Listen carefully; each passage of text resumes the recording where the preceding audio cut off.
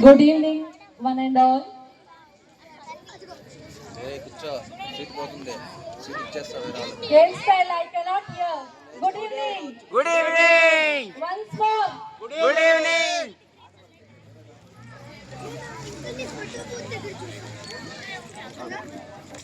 Thank you so much for giving me this opportunity to stand in front all of you.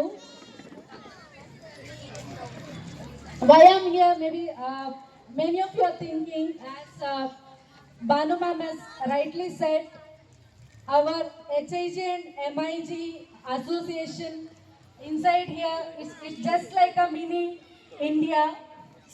So Pushpa ma'am has already elaborately, she has said the significance of this Makara Sankranti in Kannada.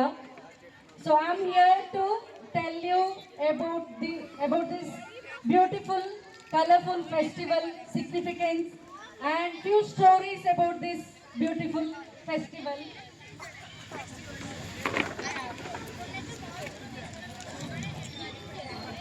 Makara Sankranti makes a very special cosmic event. The sun begins its journey into the zodiac sign Makara or Capricorn and starts moving forward.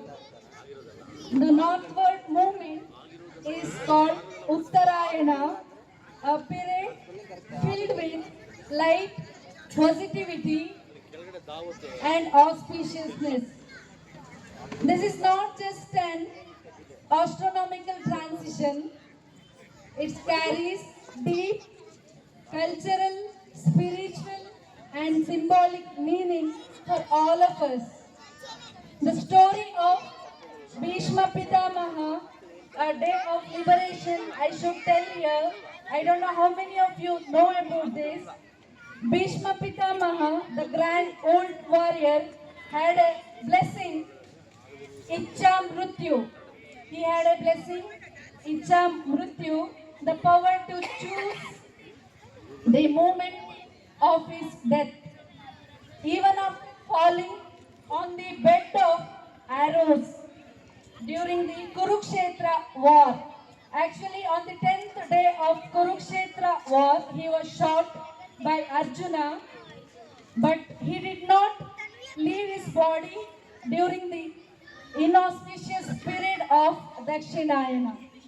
He waited. How many days he waited? Who can tell me? Any guess? How many days he waited for his Icha Mrityu, specially for this auspicious day, Makara Sankranti. He waited for 58 days. So, after 10th day of that Kurukshetra, he was lying on that bed of arrow. So, he believed that on that day of Makara Sankranti, as the sun started its northward movement, Bhishma Pitamaha chose to leave his mortal body and attain liberation. That is such an auspicious day it was. On 58th day, he decided to leave his last breath. This story teaches us a profound message. Sankranti is a day when the energies of the universe support truth, clarity, and spiritual upliftment. It's a day for new beginnings. Surya and Surya Deva and Shani. I don't know this also how many of you know. It's a healing of father and son relationship. So Shani Deva is the son of Surya Deva. So initially their relationship was not good. So this day both of them decided to reunite, and that is the legend says actually. Due to misunderstanding, distance and differences in nature, Surya and Shani had drifted apart. But Makara Sankranti marks the time when Surya Deva visits Shani Deva, whose ruling zodiac is Capricorn or Makara. This reunion symbolizes forgiveness. Surya Deva forgives his son, healing wounded relationship. So they started a new relationship beginning, especially though they were father and son. They healed that old different relationship, removing their ego. Both of them had an ego, strengthening the family bonds.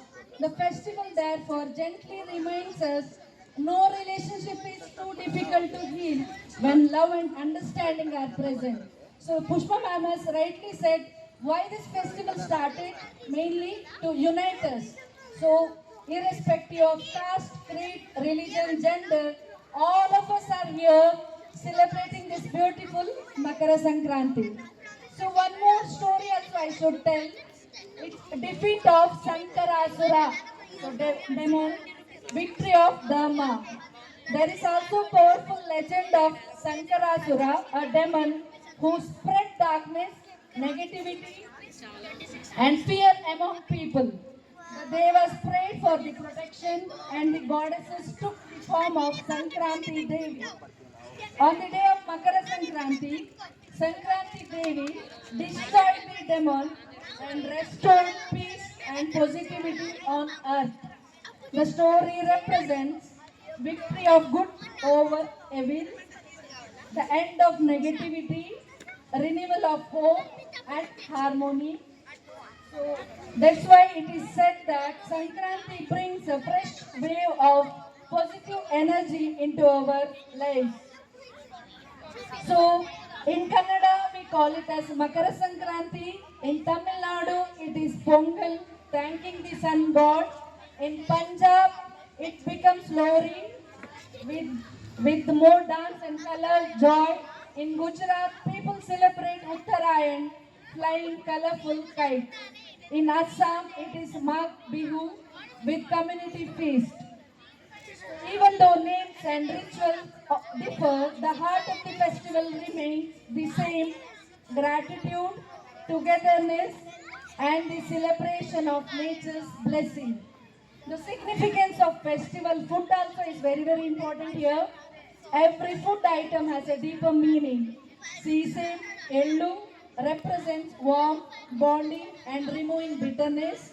Jaggery, bella symbolizes sweetness and positive energy. Sugar cane stands for growth and prosperity.